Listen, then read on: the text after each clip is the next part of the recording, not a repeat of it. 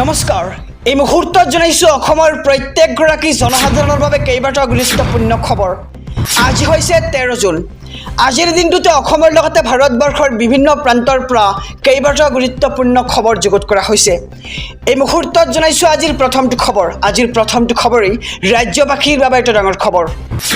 ৰাজ্যৰ শিক্ষাৰ্থীৰ বাবে মুখ্যমন্ত্ৰী ডক্টৰ হিমন্ত বিশ্ব শৰ্মাৰ কেইবাটাও বৃহৎ ঘোষণা। উচ্চতৰ মাধ্যমিকৰ ছাত্ৰীক প্ৰতিমাহে দিব 1000 কোটি টকা, লগতে প্ৰতিমাহে 1250 টকাকৈ প্ৰদান কৰিব স্নাতকৰ ছাত্ৰীক, আৰু ইয়াৰ লগতে স্নাতকোত্তৰ বিএডৰ ছাত্ৰীক দিব 2500 কোটি টকা, আৰু প্ৰতিমাহৰ 11 তাৰিখে ছাত্ৰীৰ একাউণ্টত পোনপটীয়াকৈ সোমাব এই ধনৰাশি। আৰু নিযুত মইনা আঁচনি কাৰ্যকৰী কৰা হ'ব ঠিক এইদৰে, আৰু স্কুটি লাভ কৰা ছাত্ৰীয়ে নাপাব নিযুত মইনা আঁচনিৰ সুবিধা। এটা বিশেষ খবৰ আহি পৰিছে ৰাজ্যৰ ছাত্ৰীসকলৰ বাবে। যিসকলে নিযুত মইনা আঁচনি লাভ কৰিব তেওঁলোকে নাপাব স্কুটিৰ সুবিধা, লগতে যিসকলে স্কুটি লাভ কৰিব তেওঁলোকে লাভ কৰিব নোৱাৰিব এই নিযুত মইনা আঁচনিৰ সুবিধা। আৰু নিযুত মইনা আঁচনি নে স্কুটি লাগে নিৰ্ধাৰণ কৰিব পাৰিব ছাত্ৰীয়ে। বিধায়ক, মন্ত্ৰী, সাংসদৰ কন্যাই লাভ নকৰিব এই আঁচনিৰ সুবিধা। যে কোৱা হৈছে যে বিধায়ক, মন্ত্ৰী আৰু সাংসদৰ কন্যাই কিন্তু লাভ নকৰিব এই আঁচনিৰ সুবিধা।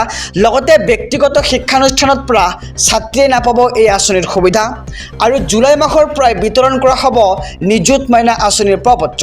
আৰু স্নাতক পৰ্যায়ত বিবাহিত ছাত্ৰীয়ে নাপাব এই আঁচনিৰ ধন, আৰু এই সুবিধা দিয়া নহ'ব আধাতে শিক্ষা সাং কৰা ছাত্ৰীক। আৰু নিযুত মইনা আঁচনিৰ বাবে 3000 কোটি টকা ধাৰ্য কৰা হৈছে চৰকাৰৰ ফালৰ পৰা। আৰু ৰাজ্যৰ শিক্ষাৰ্থীৰ বাবে মুখ্যমন্ত্ৰী হিমন্ত বিশ্ব শৰ্মাৰ কেইবাটাও বৃহৎ ঘোষণা।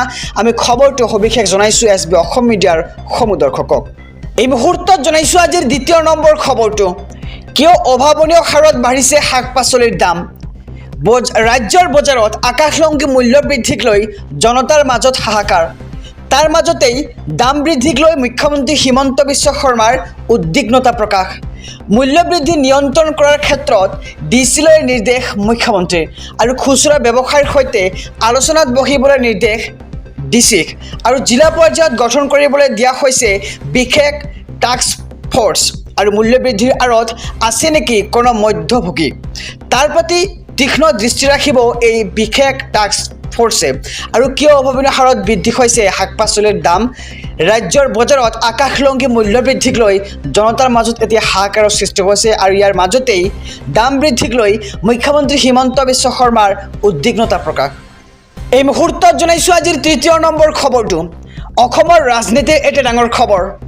2025 চনৰ আগষ্টলৈকে ৰাজনীতি নকৰাৰ কথা উল্লেখ কৰিছে মুখ্যমন্ত্ৰী ডক্টৰ হিমন্ত বিশ্ব শৰ্মাই। ৰাজনীতিৰ পৰিৱৰ্তে ৰাজ্যৰ উন্নয়নতহে মন দিব মুখ্যমন্ত্ৰীয়ে। আৰু ভগৱানে মোক 2025 চনলৈকে মুখ্যমন্ত্ৰী বনাইছে যেতিয়া পৰিৱৰ্তনটো কৰিব লাগিব, এনেদৰে মন্তব্য কৰে মুখ্যমন্ত্ৰীগৰাকীয়ে। আৰু কৰিমগঞ্জক লৈ কংগ্ৰেছে তোলা বিৰিঙিৰ অভিযোগক প্ৰত্যুত্তৰ মুখ্যমন্ত্ৰী। আৰু কংগ্ৰেছ দলে বিচাৰিলে কৰিমগঞ্জত পুনৰ নিৰ্বাচনত আপত্তি নাই বুলি মুখ্যমন্ত্ৰীৰ ঘোষণা।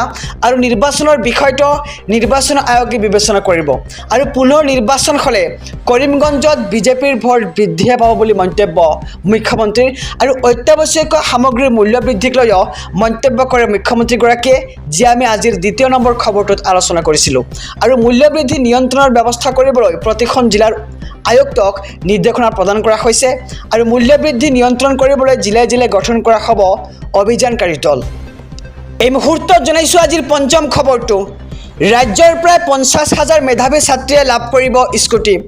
এইবাৰ HSত 60% নম্বৰ লাভ কৰা সকলেও পাব স্কুটি, কিন্তু অহা বৰ্ষত 75% নম্বৰ লাভ কৰা সকলোহে লাভ কৰিব স্কুটি।